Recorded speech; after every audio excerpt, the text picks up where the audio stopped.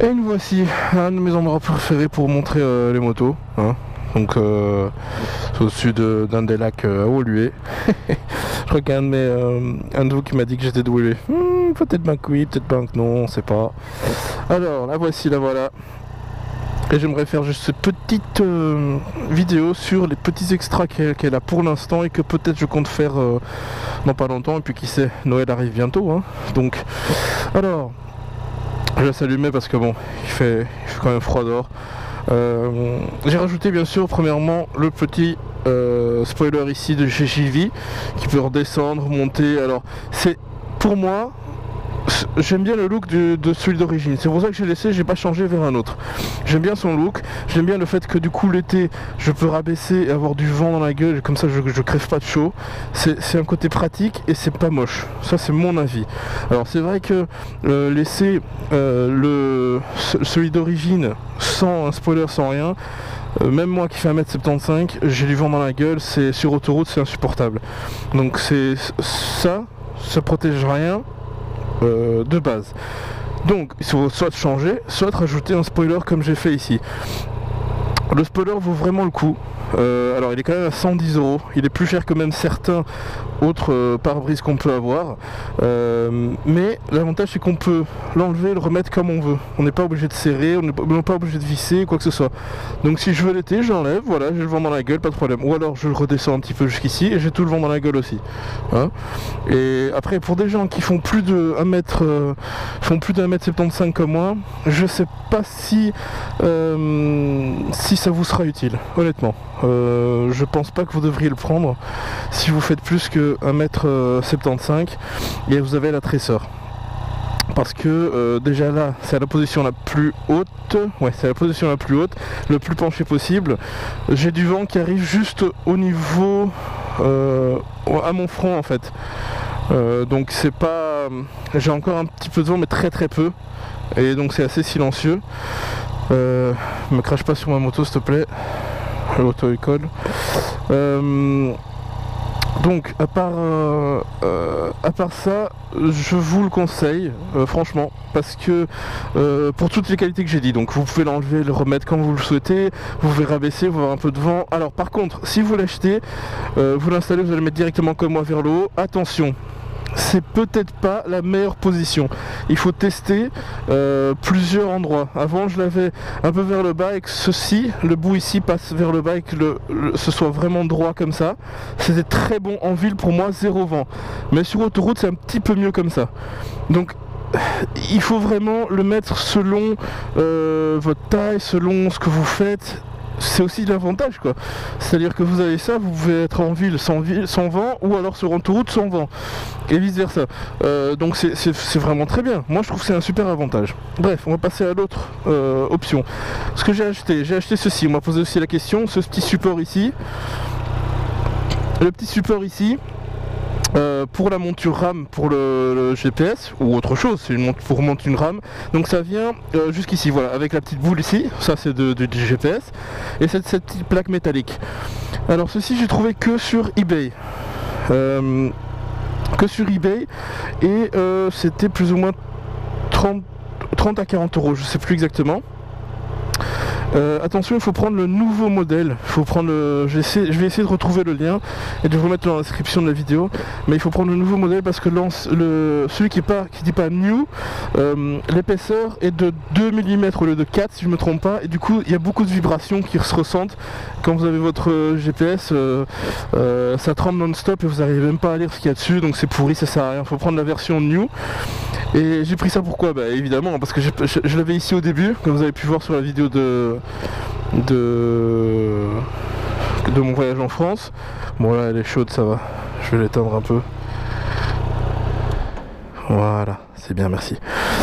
Comme vous avez vu sur la vidéo en France, mais c'est pas très pratique parce que quand vous êtes ici, voilà, je suis plus ou moins ici, vous devez regarder vers le bas, sinon vous voyez pas. En fait moi quand j'ai comme ça, je regarde vers l'avant et mon GPS est ici. Vous peut-être le voyez avec la caméra, mais moi je le vois pas avec mes yeux. Je dois descendre et là je vois. Alors qu'ici, tout est là, c'est devant moi et je vois tout.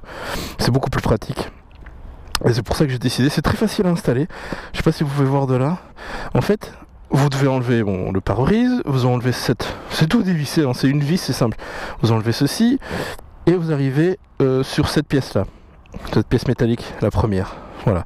En fait, ce qu'il y a avec, c'est la pièce métallique ici et ces petits espaces ici métalliques aussi, c'est très bien pour donner l'espace pour pouvoir mettre ça tranquillement et que ça touche pas ici.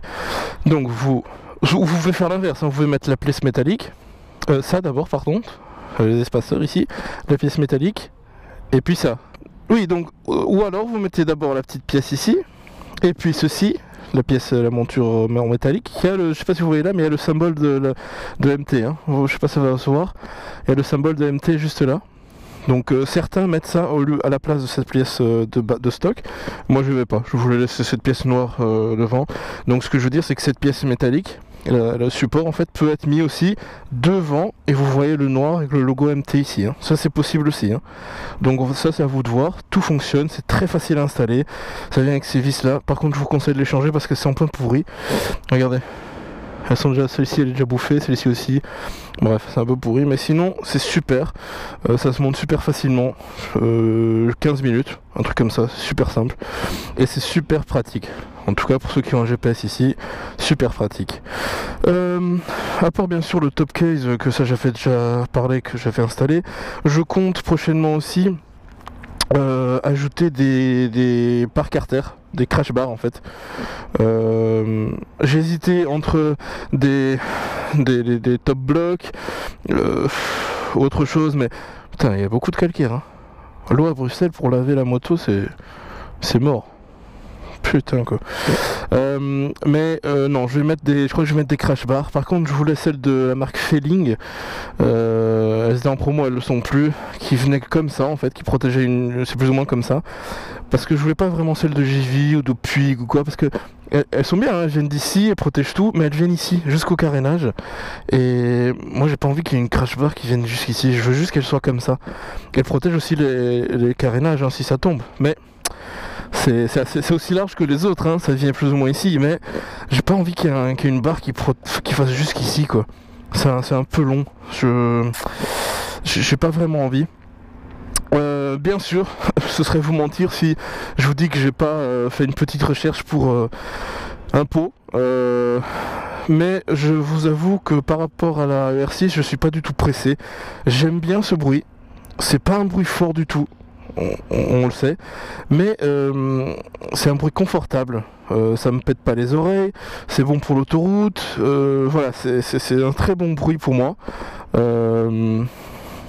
un très bon bruit pour moi, pardon, et effectivement pour moi ça me convient, mais quand on a été à l'événement des couvertures, j'ai vu, je savais pas que c'était lui à la base, désolé, mais j'ai vu notre ami Fred et Bébé, et donc il a sa chaîne, je mettrai sa chaîne en lien dans la description. Et vous le connaissez sûrement de toute façon, mais je mettrai quand même. Et lui il avait un pot, et il m'a dit le prix et tout, c'était plutôt un très bon prix même, c'était pas dégueulasse, et surtout parce que j'ai vu que malheureusement beaucoup de pots, à part la cra qui peut venir avec, beaucoup de pots pour la MT-09 Tracer, il faut enlever la béquille centrale, et ça c'est pas du tout dans mes intentions d'enlever la béquille centrale quoi, mais vraiment pas, je vais absolument la garder. Et celui-ci il avait encore sa béquille centrale et il avait le pot, et à un prix abordable. Bon, ce sera pas du tout une option pour tout de suite, mais voilà, en tout cas sachez que j'y pense sérieusement. Elle revient. Autre chose que j'ai oublié, la petite aide ici la petite aide au cruise control, c'est pas le cruise control, donc il y a une autre pièce qui peut venir ici, elle se bloque, et puis elle bloque ici au niveau du frein. Vous bloquez la vitesse, vous redescendez et ça bloque, comme ça ne pourra plus revenir. Et ça vous garde la vitesse, ça fait un vrai cruise control sur autoroute. Ça je n'ai pas pris, j'ai pris celle-ci. Parce qu'effectivement une fois que j'étais en France, j'avais la poignée vraiment fatiguée pour les longs trajets. Ça aide un petit peu, c'est très bizarre au début et il faut vraiment trouver l'angle pour vous.